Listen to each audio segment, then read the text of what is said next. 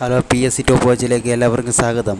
ഞാൻ പറയുന്നത് GM പണിക്കർ, കഥാകൃത്ത്, നോവലിസ്റ്റ്, വിമർശകൻ, അധ്യാപകൻ എന്നീ നിലകളിൽ പ്രസിദ്ധനാണ് GN പണിക്കർ. മികച്ച കഥാസമാഹാരത്തിനുള്ള 1952 കേരള സാഹിത്യ അക്കാദമി അവാർഡ് നേടിയിട്ടുണ്ട്.